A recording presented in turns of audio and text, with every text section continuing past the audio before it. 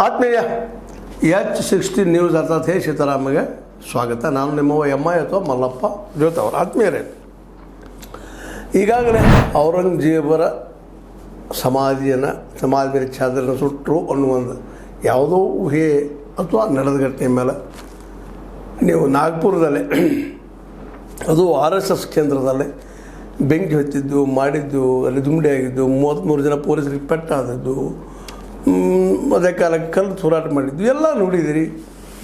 ಅದಕ್ಕೆ 3 ಕಾರಣಕರ್ತರು ಯಾರಪ್ಪ ಅಂತೇಳಿ ಈಗಾಗಲೇ ನಮ್ಮ ಅಲ್ಪಸಂಖ್ಯಾತ ಡೆಮೊಕ್ರೆಟಿಕ್ ಪಾರ್ಟಿ AMDP ಅದರ ನಾಯಕರಾದಂಥ ಫಾಹಿಮ್ ಖಾನ್ ಮತ್ತು ಇನ್ನೊಬ್ಬರು ಏನಪ್ಪ ಅಂದ್ರೆ ಅದೇ ಕಾಲಕ್ಕೆ ಫಾಹಿಮ್ ಖಾನ್ ಜೊತೆಗೆ ಯೂಸುಫ್ ಶೇಖ್ ಅವರಿಬ್ಬರ ಮೇಲೆ ಕೇಸ್ ಆಗಿದ್ದು, ಅವ್ರು ಒಳಗಿದ್ದು. ಈಗ ನಿಮ್ಗೆ ಗೊತ್ತಿದ್ದು ಇವರು ಎಲ್ಲ ಆರೋಪಿತರು ಇರಬಹುದಿಲ್ಲ ಅಂತಲ್ಲ, ಭಾಳ ದುಂಬಡಿಯಾಗಿತ್ತು ಮತ್ತು ಅಲ್ಲಿ ಆಗಬಾರ್ದಾಗಿತ್ತು. ಅದು ಆಯಿತು ಒಂದು ಕಾರಣಕ್ಕಾಗಿ. ಆನಂತರ RSS ಹೇಳ್ತೀವಿ ಇಲ್ಲ ಅದೆಲ್ಲ ಪ್ರಸ್ತುತ ಅಂತೇಳಿ ಅದನ್ನ ಅಲ್ಲೇ ಮುಗಿಸಿ ಹೋಗಿಬಿಟ್ಟಿತ್ತು. ಅದು ಅಲ್ಲಿ ಮುಗಿತು ಬಿಡಪ್ಪ, ಇವ್ರಿಗೂ ಏನೇ ಆಗ್ತದೆ ಶಿಕ್ಷೆ ನೋಡ್ರಿ ಆಯ್ತು ಅನ್ನೋಷ್ಟಲ್ಲೇನ. ಈಗ ಏನಾಗಿದೆಪ್ಪ ಅಂತಂದ್ರೆ ಈ ಒಂದು ಫಾಹಿಮ್ ಖಾನ್ ಮತ್ತು ಯೂಸುಫ್ ಶೇಖ್ ಅವರ ಮನೆಗಳನ್ನು ನೆಲ ಮಟ್ಟಿಗೆ ಧ್ವಂಸ ಮಾಡಲಾಗಿದೆ ಅಂತೇಳಿ ಅಲ್ಲಿ ಮುನ್ಸಿಪಾಲ್ಟಿ, ಬಾಂಬೆ ಮುನ್ಸಿಪಾಲ್ಟಿ ಇದ್ದು, ನಾಗ್ಪುರ್ ಮುನ್ಸಿಪಾಲ್ಟಿ ಇದ್ದು ಅಲ್ಲಿದ್ದಂಥ ಮನೆಗಳನ್ನು ಧ್ವಂಸ ಮಾಡಿದ, ಕೆಡವಿದ ಅಂತ ರಿಪೋರ್ಟ್ಸ್ಗಳು ಬರ್ತಾಯಿದ್ದಾವೆ. ಇದು ಅಂದಿದ್ದರು ಅದನ್ನು ನೆಲೆಯಲ್ಲೇ ಮಾಡಬೇಕು, ನೆಲ ಸಮ ಮಾಡಬೇಕು ಅನ್ನುವಂಥ ಮಾತುಗಳು ಮುಖ್ಯಮಂತ್ರಿ ಬಾಯಿಂದ ಬಂದಿದ್ದವು. ಮತ್ತು ವಿಶೇಷವಾಗಿ ಮುಖ್ಯಮಂತ್ರಿ ಫಡ್ನವೀಸ್ ಅವರು ಭಾಳ ಸಂಭಾವ್ಯ ಸ್ವಭಾವದವರು, RSSನಲ್ಲಿ ಇದ್ದಂಥ ಒಳ್ಳೆ ಗುಣದವರು. ಅವರಾಗಿ ಈ ರೀತಿಯಾಗಿ ಡಿಸಿಷನ್ ತೊಗೊಂಡ್ರೂ ಗೊತ್ತಿಲ್ಲ ಆ ನೆಲಸಮ ಮಾಡುವಂಥದ್ದು. ಅದು ಈವನ್ ಬಾಂಬೆ ಹೈಕೋರ್ಟ್ ಹೋಗಿದ್ರು, ಅದಕ್ಕೆ ಹೈಕೋರ್ಟ್ ಅದು ತಡೆನೂ ಕೊಟ್ಟಿತ್ತು. ಆ ತಡೆ ಕೊಡುವ ಪೂರ್ವದಲ್ಲೇ ಇದನ್ನೆಲ್ಲ ಕೆಲಸ ಮಾಡಿಬಿಟ್ಟಿದ್ದಾರೆ. ಅದರಲ್ಲೂ ಮುಖ್ಯವಾಗಿ ಫಾಹಿಮ್ ಖಾನ್ ಮನೆಯನ್ನು ಪೂರ್ತಿಯಾಗಿ ನೆಲಸಮ ಮಾಡಿದ್ದಾರೆ. ಅದಕ್ಕೆ ಸ್ವತಃ ನಮ್ಮ ಹೈಕೋರ್ಟ್ ಸಹಿತ ಒಂದಿಷ್ಟು ಸಿಟ್ಟಿನಿಂದ ಹೇಳಿದ, ಮನೆಯ ಮಾಲೀಕರಿಗೆ ವಿಷಯವನ್ನು ಮನದಟ್ಟು ಮಾಡಿಸದೆ ದರ್ಪದ ಧೋರಣೆಯಿಂದ ಕಾರ್ಯಾಚರಣೆ ನಡೆಸಲಾಗಿದೆ. ದರ್ಪ ಅಹಂಕಾರದಿಂದ ತೊಗೊಳ್ಳೋದಪ್ಪ ಡಿಸಿಷನ್. ಇದು ಕೋರ್ಟ್ನಲ್ಲಿ ಮ್ಯಾಟರ್ ಅದ. ಡಿಸಿಷನ್ ತೊಗೊಳ್ಳುವಂಥ ಪರಿಸ್ಥಿತಿ ಒಳಗೆ ಇದಕ್ಕೆ ಡಿಮಾಲಿಷ್ ಮಾಡಿದ್ದಾರೆ, ನಾಶ ಮಾಡಿದ್ದಾರೆ. ಇದು ಅಹಂಕಾರದ್ದು, ಇದು ತಪ್ಪ ಸ್ಪಷ್ಟವಾಗಿ ಹೇಳೋದ. ಇಂಥ ಎಲ್ಲ ಬೇಕಾಗಿತ್ತ ಮನೆಗಳನ್ನ ಕೆಡುವುದು ಅಂತ. ಯಾಕಂತಂದ್ರೆ ಈಗಾಗಲೇ ನಮ್ಮ BJPಗರು, ಅದರಲ್ಲೂ ಮಹಾರಾಷ್ಟ್ರದಲ್ಲಂತ BJP ಪ್ಲಸ್ ಶಿವಸೇನೆ ಗೆಳೆದಂತೆ ಅದು ಗೊತ್ತದೆ ನಿಮಗೆ. ಅಲ್ಲಿ ಈ ಒಂದು ಅತಿ ಧೋರಣೆಯಿಂದ ಇನ್ನಷ್ಟು ಹೌದು ಹಿಂದೂಗಳು ಮತಗಳು ಗಟ್ಟಿ ಆಗ್ತಾ ಹೋಗ್ತಾ ಅನ್ನೋದು ಒಪ್ಪು ಮಾತನ್ನು. ಬಟ್ ಸೌಹಾರ್ದತೆ ಮೂಡುತ್ತದೇನ್ರಿ, ಶಾಂತಿ ನೆಲೆಸ್ತದೇನು ಇದು ಮಾಡೋದ್ರಿಂದಾಗಿ? ಕೇವಲ ಹಿಂಸೆಯಿಂದ ಅಥವಾ ಮನೆ ಕೆಡೋದ್ರಿಂದ, ಮತ್ತಾವುದರಿಂದ ಅಥವಾ ಬುಲ್ಡೋಜರ್ ಹಚ್ಚೋದ್ರಿಂದ ಆಗಿರ್ಬೋದು, ಅಥವಾ ಇನ್ನುಳಿದ ಕಾರ್ಯಗಳನ್ನ ಮಾಡಿ JCB ಹೆಚ್ಚಿ ಕೆಡೋದ್ರಿಂದ ಆಗಿರ್ಬೋದು, ಇವೆಲ್ಲನೂ ತಪ್ಪಲ್ಲ ಇಲ್ಲರಿ, ತಪ್ಪು ಅನಿಸೋದಿಲ್ವಾ? ಒಂದು ಅನಧಿಕೃತ ಇತ್ತು, ಹಾಗಿತ್ತು, ಹೀಗಿತ್ತು ಅಂತ ಕೆಡವಿದ್ದಾರೆ. ಇನ್ನೊಂದು ಏನೂ ಅದ, ಇದು ಎಲ್ಲರಿಗೂ ಅಪ್ಲೈ ಆಗಬೇಕಲ್ಲ. ಅನಧಿಕೃತವಾಗಿ ಯಾರ್ಯಾರು ಕೆಟ್ಟಿದ್ರು ಅವರೆಲ್ಲ ಮನೆಗಳು ಅಪ್ಲೈ ಆಗಲಿ, ಏನು ತಪ್ಪಿಲ್ಲ. ಆದರೆ ಇದು ಕಾನೂನು ನೆಲೆಯಲ್ಲಿ ಆಗಬೇಕು, ಕೋರ್ಟ್ ಮೂಲಕ ನಿರ್ಧಾರ ಆಗಬೇಕು. ಅದು ಯಾರೋ ಕಾನೂನು ತಮ್ಮ ಕೈಗೆ ತೆಗೆದುಕೊಂಡ ಸರ್ಕಾರ ಮಾಡೋದಪ್ಪ, ನಾವು ಏನು ಬೇಕಾದರೂ ನಡೀತದೆ ಅನ್ನೋದು ದೃಷ್ಟಿ ಮಾಡಿದರೆ ಇದು ಹಿಂದಿನ ತೊಂದರೆ ಅನುಭವಿಸೋದ್ರಲ್ಲಿ ಎರಡು ಮಾತಿಲ್ಲ. ಈಗಾಗಲೇ ಉತ್ತರ ಪ್ರದೇಶದಲ್ಲಿ ಇಂಥ ಘಟನೆಗಳು ಮೇಲ್ಮೇಲೆ ಮಾಡಿ ಅಲ್ಲಿ ಮೊನ್ನೆ ನಿಮಗೆ ಗೊತ್ತದ ಲೋಕಸಭಾ ಚುನಾವಣೆಯಲ್ಲಿ ಜನ ಅವರಿಂದ ದೂರ ಸರಿದು ಅಷ್ಟೇ ನೆನಪಿಟ್ಟುಕೊಳ್ಳುವಂಥದ್ದಾಗಿದೆ. ಆದ ನಂತರದಲ್ಲಂಥ ಮಹಾರಾಷ್ಟ್ರದಲ್ಲಿ ಆಗಿರ್ಬೋದು, ಅಥವಾ ನಮ್ಮ ಹರಿಯಾಣದಲ್ಲಿ ಆಗಿರ್ಬೋದು, ಇನ್ನೂರು ಕಡೆಗಳಲ್ಲೇ BJPಗೆ ಮತ್ತು ಅವ್ರ ಜೊತೆಗಾರರಿಗೆ ಮೆಜಾರಿಟಿ ಸಿಕ್ಕದಿಲ್ಲ ಅಂತಲ್ಲ, ಆದರೆ ಅಲ್ಲಿ ನೆಕ್ ಟು ನೆಕ್ ಅದ. ಇದು ಭಾಳ ತಿಳ್ಕೊಬೇಕಾಗಿದೆ. ಯಾಕಂದ್ರೆ ಇಂಥ ಘಟನೆಗಳು ಮಾಡೋದ್ರಿಂದ ಅಲ್ಪಸಂಖ್ಯಾತರಲ್ಲೇ, ಹಿಂದುಳಿದವರಲ್ಲೇ, ಇನ್ನುಳಿದ ಜನ ಅನ್ಬೋದು. ನಾವೆಲ್ಲ ಕಟ್ಟಿಂಗ್ ಇದ್ರೆ ಹಿಂದೂಗಳನ್ನ ಒಂದು ಮಾಡ್ಕೊಳ್ಳೋದು, ಹಿಂದುಳಿದ ಒಂದು ಮಾಡ್ಕೊಳ್ಳೋದು, ನಮ್ಮ ಹಿಂದುಳಿದವರು ಪ್ರಧಾನಿ ಅದಾರ ಅಂತ ಹೇಳ್ಬೋದು ನೀವು. ಆದರೆ ಭಯ ಮಾತ್ರ ಮೂಡೋದ್ರಲ್ಲಿ ಸುಳ್ಳೇನಲ್ಲ.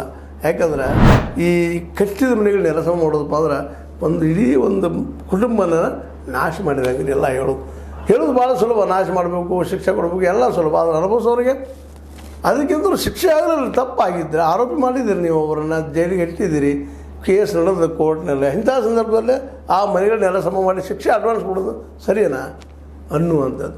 ಇನ್ನು ಲೀಗಲ್ಲ ಅದು ಕೋರ್ಟ್ ಮ್ಯಾಟ್ರ, ಕೋರ್ಟ್ಗೆ ಹೋಗೋದು, ಡಿಸ್ಕಷನ್ ಮಾಡೋದು, ಅಲ್ಲಿದ್ದು ಆರ್ಡರ್ ತಂದು ಮಾಡಿರಿ, ಯಾರು ಬೇಡ ಅಂದಿಲ್ಲ. ಇಲ್ಲೀಗಲ್ ಇತ್ತಪ್ಪ ಅಂದ್ರೆ ನೀವು ಆರ್ಡರ್ ತೊಗೊಂಡು ಮಾಡೇ ಬಿಡ್ರಿ ಅದನ್ನು. ಅದಕ್ಕೆ ನಾವು ಈ ಸಂದರ್ಭದಲ್ಲೇ ಹೇಳುವಂಥದ್ದು ಏನಪ್ಪ ಅಂದ್ರೆ, ಈ ಆರೋಪಿ ಹೇಳಿದ್ದಾರೆ ಫಾಹಿಮ್ ಖಾನ್ ಮತ್ತು ಯೂಸುಫ್ ಶೇಖ್ ಇವ್ರ ಮನೆಗಳನ್ನ ಕೆಡೋದು ತಪ್ಪ. ಮತ್ತು ಜೊತೆಗೆ ಕೋರ್ಟ್ ಈಗ ಸ್ಟೇನೂ ಕೊಟ್ಟದು. ಇನ್ನು ಡಿಸಿಷನ್ ಬರ್ತದೋ ಗೊತ್ತಿಲ್ಲ. ಬಟ್ ಇವ್ರು ಮನೆಗಳನ್ನ ಕಳ್ಕೊಂಡಿದ್ದಾರೆ, ಜನ ಆಪತ್ತಲ್ಲಿದ್ದಾರೆ, ಆ ಮನೆಗಳ ಕುಟುಂಬದ ಎಲ್ಲ ಜನನು. ಇವೆಲ್ಲ ಇಂಥವು ಘಟನೆಗಳಿಂದ ಸರ್ಕಾರದ ಮೇಲೆ ಇದ್ದಂಥ ಒಂದು ವಿಶ್ವಾಸ ಸಹಜವಾಗಿ ಕಡಿಮೆ ಆಗ್ತಾ ಹೋಗ್ತದೆ ಅನ್ನೋದು ಅಷ್ಟು ಸತ್ಯದ. ಆದರೆ ನಮ್ಮ ಫಡ್ನವೀಸ್ ಅವ್ರಿಗೆ ಇವ್ರೇನು ಓಟ್ ಬೇಕಾಗಿಲ್ಲ ಅಂತ ಈಗ ಹೇಳಿದ್ದಾರೆ ಅವರು. ಯಾಕಂದ್ರೆ ಆ ಮಾತನ್ನು ನಮ್ಮ ಉತ್ತರ ಪ್ರದೇಶದ ಏನಪ್ಪ ಅಂತಂದ್ರೆ ನಮ್ಮ ಯೋಗಿ ಆದಿತ್ಯನಾಥ್ ಅವರು ಸ್ಪಷ್ಟವಾಗಿ ಹೇಳಿದ್ದಾರೆ, ನಮ್ಮದು 80-20 ನಿಮ್ಮದೇನು ಮುಸಲ್ಮಾನರು ಓಟು ಬೇಕಾಗಿಲ್ಲ ಅನ್ನುವಷ್ಟು ಮಟ್ಟಿಗೆ ಮಾತಾಡಿದ್ದಾರೆ. ಹೀಗಾಗಿ ಈ ನಾಗ್ಪುರ್ ಘಟನೆ ಏನಾಗ್ಯದ, ಇದ್ರ ನಂತರ ಒಂದಿಷ್ಟು ಮತ್ತೆ ಡೆವಲಪ್ಮೆಂಟ್ಗಳಾಗ್ತಾ ಈ ಹಂತಕ್ಕೆ ಬಂದು ನಿಂತದ. ಇನ್ನೂ ಈ ಮನೆಗಳಲ್ಲಿ ಕೆಡುವ ಬುಲ್ಡೋಜರ್ ಸಂಸ್ಕೃತಿ ನಿಂತಿಲ್ಲ. 80-20 ಒಂದು ಏನು ಈ ನೀತಿ ಅದಲ್ಲ ಇವರು BJP-ಯವ್ರದ್ದು, ಅದು ನಿಂತಿಲ್ಲ. ಇಲ್ಲಿ ಭಾಳ ಸೂಕ್ಷ್ಮ ಅಭ್ಯಾಸ ಮಾಡಿ ನೋಡಿದಾಗ ಸಹಜವಾಗಿ BJP-ಗರಿಗೆ OBC ಮತಗಳು ಬೇಕಾಗಿದ್ದಾವೆ. ಅದ್ರ ಜೊತೆಗೆ ಮುಸಲ್ಮಾನಷ್ಟು ಬ್ಯಾಡ ನಮಗೆ, ಉಳಿದವ್ರು ಸಿಗಬೇಕು ಅನ್ನೋದಷ್ಟು ಇಟ್ಕೊಂಡ ಇಂಥ ಕಾರ್ಯಕ್ರಮಗಳು ಹಮ್ತಾ ಇರ್ತಾರೆ ಅನ್ನೋದು ಅಷ್ಟೇ ಸತ್ಯದ. ಬಟ್ ಇದೆಲ್ಲ ಮಾಡೋಕ್ಕಿಂತಲೂ ನಿಜವಾಗಿಯೂ BJP ಇವತ್ತು ಇಡೀ ದೇಶದ ಮನದಲ್ಲಿ ಉಳಿಬೇಕಾಗಿತ್ತಪ್ಪ ಅಂದ್ರೆ ಎಲ್ಲರಿಗೂ ಉದ್ಯೋಗ ಸೃಷ್ಟಿ ಮಾಡುವಂಥ ಕೆಲಸಗಳಿಗೆ ಲಕ್ಷ್ಯ ಕೊಡಬೇಕಲ್ಲ, ಇದಕ್ಕೆ ಅಭಿವೃದ್ಧಿಗಳಿಗೆ ಲಕ್ಷ್ಯ ಕೊಡಬೇಕಲ್ಲ, ಅದನ್ನು ಶಿಕ್ಷಣಗಳಿಗೆ ಲಕ್ಷ್ಯ ಕೊಡಬೇಕಾಗಿತ್ತಲ್ಲ. ಶಿಕ್ಷಣ ಆಗಿರ್ಬೋದು, ಆರೋಗ್ಯ ಎಲ್ಲರಿಗೂ ಸಿಗುವಂಥದ್ದಾಗಿರ್ಬೇಕು.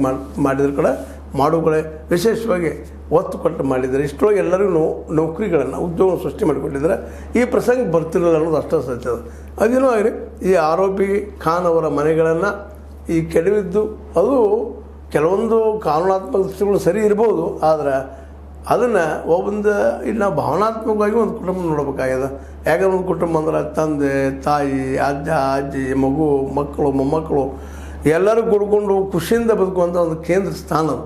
ಆ ಸ್ಥಾನದ ಬಗ್ಗೆ ನಾವು ಇನ್ನೂ ಅಷ್ಟು ಡಿಸಿಷನ್ ತೊಳಗಿದ ಮೊದಲು 10 ಸಲ ವಿಚಾರ ಮಾಡಬೇಕಾಗ್ಯದ. ಇಲ್ಲಾಂದ್ರೆ ನಿರಂತರ ಇಂಥ ಕೆಲಸಗಳನ್ನು JCB ಮೂಲಕ ಆಗಿರ್ಬೋದು, ಬುಲ್ಡೋಜರ್ ಮೂಲಕ ಆಗಿರ್ಬೋದು, ಕೆಲವು ಕೆಲಸವನ್ನು ಮಾಡ್ತಾ ಹೋದ್ರೆ ಇಂದಿಲ್ಲ ಒಂದು ದಿನ ಟುಡೇ ಆರ್ ಟುಮಾರೋ ನಿಶ್ಚಿತವಾಗಿಯೂ BJP ಇನ್ನಷ್ಟೇ ಜನರ ಕಣ್ಣಲ್ಲಿ ಆ್ಯಂಟಿ ಹೀರೋ ಆಗಿ ಕಾಣೋದು ಎಲ್ಲ ಮಾತಿಲ್ಲ. ಇವತ್ತಿನ ಗೆಲ್ತಾ ಇದ್ದಾರೆ, ಖುಷಿ ಪಡ್ಬೋದು. ಆದರೆ ಈ ಗೆಲುವ ನಿರಂತರ ಹಿಂಗೆ ಇರ್ತದೆ ಅಂತಲ್ಲ. ಯಾಕಂದ್ರೆ ಅಧಿಕಾರ ಇದ್ದೇನಪ್ಪ ಅಂತಂದು ಹೇಳ್ತಾರೆ, ಈಗಾಗಲೇ ಮೋಡ ಹಿಂದಿನ ಸೂರಿದ್ದಂಗೆ ಯಾವಾಗ ಮರಿ ಆಗ್ತದೋ ಯಾವಾಗ ಹೊರಗೆ ಬರ್ತದೋ ಗೊತ್ತಿಲ್ಲ.